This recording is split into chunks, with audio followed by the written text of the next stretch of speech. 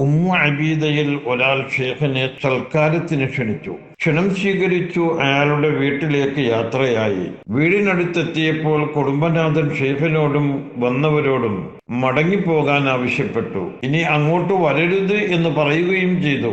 പ്രശ്നങ്ങൾ ഏതുമില്ലാതെ ഷേഖ് മടങ്ങിപ്പോയി. രണ്ടാമതും സദ്യക്ക് ക്ഷണിച്ചു. ആദ്യത്തെ അനുഭവം വകവെക്കാതെ രണ്ടാമതും ക്ഷണം സ്വീകരിച്ച് അങ്ങോട്ട് യാത്ര പുറപ്പെട്ടു. വീണ്ടും ഷേഖ് റിഫാഴിയെ അപമാനിച്ചു തിരിച്ചയച്ചു. മൂന്നാമതും സൽക്കാരത്തിന് വേണ്ടി തന്റെ കുടുംബത്തിലേക്ക് ക്ഷണിക്കാൻ അയാൾ ധൈര്യം കാണിച്ചു. അഹ്മദുൽ കബീർ റിഫാഴി റളിയല്ലാഹു അൻഹുവിന്റെ വലിയ മനസ്സും സഹനവും ക്ഷമയും മുൻനിർത്തി ക്ഷണം സ്വീകരിക്കാൻ തീരുമാനിച്ചു. തന്റെ വീട്ടിലേക്ക് വന്ന ഷെയ്ഖിനെ സ്വീകരിക്കുകയും വിനയത്തോടെ പെരുമാറുകയും ഭയത്തോടെ സംസാരിക്കുകയും ചെയ്തു. ഓ മഹാനവറുകളെ, എന്നിൽ നിന്ന് ധാരാളം അപാകതകൾ സംഭവിച്ചു പോയിരിക്കുന്നു.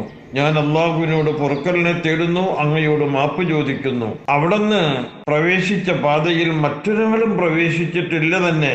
അത് സാരമാക്കേണ്ട എല്ലാം നല്ലതിന് മാത്രം ഷെയ്ഖ് റിഫാഴി റളിയല്ലാഹു അൻഹു മറുപടി പറഞ്ഞു. ഖലാദത്തുൽ ജവാഹിർ.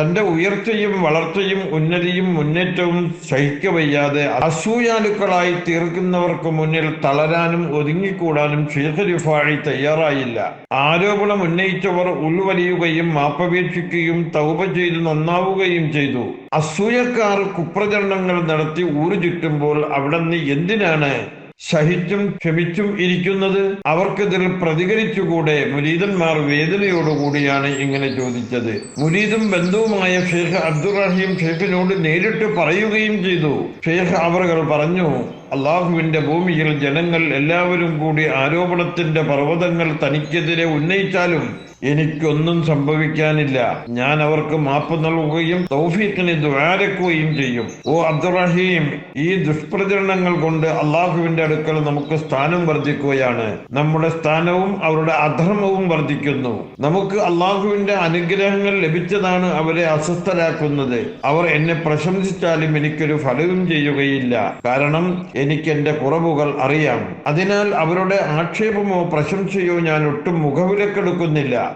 മുരീദന്മാർ തന്നെ ഷെയ്ഖിന്റെ സംയമനത്തിന്റെ ശക്തി നേരിട്ട് അറിഞ്ഞിട്ടുണ്ട്. തന്റെ രണ്ട് മുരീദന്മാർ തമ്മിൽ കലഹമുണ്ടായി. അത് നീണ്ടുപോയി. രാത്രി ഷെയ്ഖിന്റെ വരവ് കണ്ട് കലഹം അടങ്ങി. രണ്ടുപേരും അവരുടെ സ്ഥാനങ്ങളിൽ പോയി ഉറങ്ങുകയും ചെയ്തു. വഴക്കുണ്ടാക്കിയവർ ഒരാൾ ഷെയ്ഖിന്റെ അടുത്തും മറ്റൊരാൾ കുറച്ച് അകലെയുമാണ് കിടന്നിരുന്നത്. ഷെയ്ഖ് രാത്രിയിൽ എഴുന്നേറ്റ് വുളു എടുക്കാൻ പുറപ്പെട്ടു. അപ്പോൾ അകലെ കിടന്നയാൾ തന്റെ പ്രതിയോഗിയാണെന്ന് മനസ്സിലാക്കി ചവിട്ടുകയും ഇടിക്കുകയും ആക്രമിക്കുകയും ശകാരിക്കുകയും വള്ളു പറയുകയും ചെയ്തു. ഷെയ്ഖ് അവറുകൾ ആക്രമണത്തിന്റെ ആഘാതത്താൽ വീണുപോയി. അവിടത്തേക്ക് യാഥാർത്ഥ്യം മനസ്സിലായെങ്കിലും അനങ്ങിയില്ല. കുറച്ചു കഴിഞ്ഞപ്പോൾ യഥാർത്ഥ പ്രതിയോഗി എഴുന്നേറ്റ് വന്നു സലാം ചൊല്ലി. അപ്പോഴാണ് താൻ ആക്രമിച്ചതും കൈകാര്യം ചെയ്തതും ഷെയ്ഖ് അവറുകളെയാണെന്ന് മനസ്സിലാക്കിയത്. നടുങ്ങിപ്പോയ മുരീദ് മോഹാലസ്യപ്പെട്ട് താഴെ വീണുപോയി.